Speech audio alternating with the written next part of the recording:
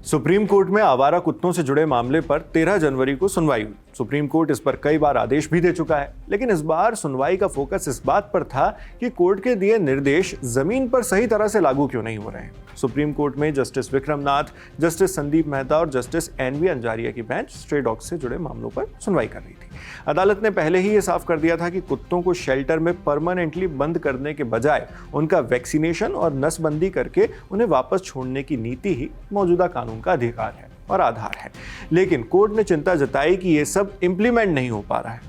Bar and bench की report के मुताबिक सुनवाई की शुरुआत में सीनियर एडवोकेट अरविंद दातार ने कहा कि मौजूदा एनिमल बर्थ कंट्रोल या एबीसी नियमों में कई अहम परिभाषाएं ही साफ नहीं है। उन्होंने सवाल उठाया कि स्ट्रीट डॉग आखिर है कौन, कानूनन इसकी परिभाषा क्या है और क्या इंस्टीट्यूशनल एरियाज जैसे अस्पताल, रेलवे स्टेशन या कोर्ट परिसर में ऐसे कुत्तों को दोबारा छोड़ा जाना सही है। दातार का तर्क था कि अगर किसी जगह खुद इंसान का स्थायी अधिकार नहीं तो वहां जानवर का भी नहीं होना चाहिए। इस पर कोर्ट ने एक अहम सवाल उठाया, अगर किसी गेटबंद कैंपस में 90% लोग कुत्तों की मौजूदगी नहीं चाहते तो क्या सिर्फ कुछ लोगों की इच्छा से उन्हें वहीं रहने दिया जा सकता है, कोर्ट ने कहा। सुनवाई के दौरान कोर्ट ने पब्लिक प्लेसेस पर कुत्तों के खतरे को लेकर भी कड़े रिमार्क्स दिए। जस्टिस संदीप मेहता ने कहा कि गुजरात में एक वकील को कुत्ते ने काटा था और जब नगर निगम की टीम कुत्तों को पकड़ने पहुंची तो उन्हें ही पीट दिया गया। कोर्ट ने इसे सो कॉल्ड डॉग लवर्स की अति बताते हुए कहा कि कानून लागू करने में इस तरह की बाधाएं मौजूदा हालात को और बिगाड़ रही हैं। इस पर एडवोकेट अरविंद दातार कहते हैं, एबीसी रूल्स सिर्फ बर्थ कंट्रोल या नसबंदी के लिए हैं। ये नियम फेरल डॉग्स यानी उन पाले हुए कुत्तों पर लागू नहीं होते जो जंगली बन चुके हैं।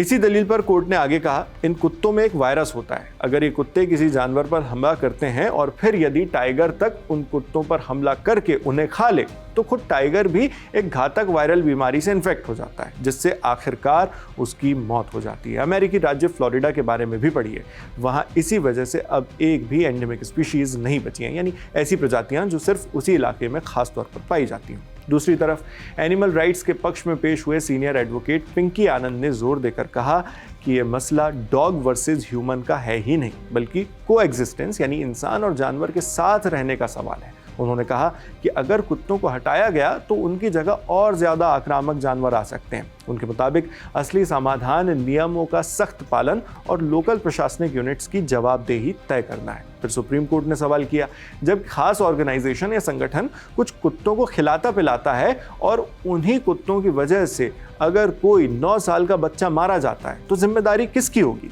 क्या उस ऑर्गेनाइजेशन को हर्जाना या मुआवजा देने के लिए जिम्मेदार नहीं ठहराया जाना चाहिए? इसका पिंकी आनंद ने जवाब दिया, ऐसी घटनाएं तो होंगी ही। कंट्रोल करने का तरीका ये नहीं है कि 1, 2 या 10 घटनाओं को पकड़कर रख लिया जाए। पेट अबेंडनमेंट यानी पालतू जानवर को छोड़ देना भी एक अलग समस्या है जिस पर अदालत गौर कर सकती है। सीनियर एडवोकेट मेनका गुरुस्वामी ने भी यही अंडरलाइन किया कि क्रुएल्टी या कलिंग यानी जानवर को नुकसान पहुंचाना या मारना कोई हल नहीं है। उन्होंने कोर्ट में कहा कि संविधान का आर्टिकल 51A समाज से ये अपेक्षा करता है कि हम सभी जीवों के प्रति करुणा और दया रखें। उनके शब्दों में, अगर हम कंपैशन को ही कम कर देंगे तो एक समाज के तौर पर हम खुद को ही कमतर बना लेंगे। लेकिन कोर्ट की चिंता कुछ और ही दिशा में दिखी।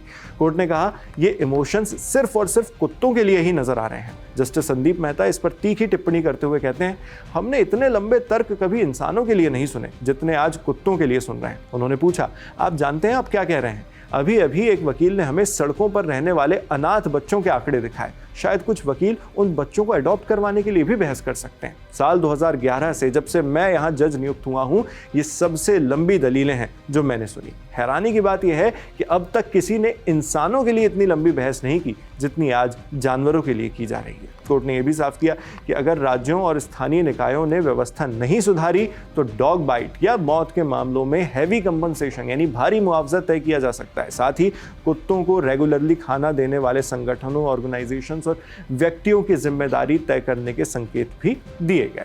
करीब 3 घंटे चली इस सुनवाई में एक बात साफ होकर सामने आई, सुप्रीम कोर्ट अब इस मसले को सिर्फ बहस का मंच नहीं बनाना चाहता। कोर्ट ने साफ कहा कि वो केंद्र और राज्य सरकारों के साथ बैठकर ठोस एक्शन प्लान देखना चाहता है ताकि कानून किताबों से निकलकर सड़कों तक पहुंचे। सुनवाई के आखिर में कोर्ट ने साफ किया कि मामला अब 20 जनवरी को दोपहर 2 बजे फिर से सुना जाएगा। तब तक उम्मीद यही है कि सरकारें और नगर निगम जैसी लोकल एडमिनिस्ट्रेटिव यूनिट्स सिर्फ दलीलें नहीं बल्कि जमीनी समाधान लेकर आएंगी। ऐसे में अगली सुनवाई में क्या होता है ये देखना होगा। जो भी होगा हम बड़े अपडेट्स आपके लिए इसी तरह लाते रहेंगे। आप इस पूरे मामले पर क्या सोचते हैं हमें कमेंट बॉक्स में लिखकर जरूर बताएं। मैं हूं शेख नावेद, देखते रहिए लंदन टॉप।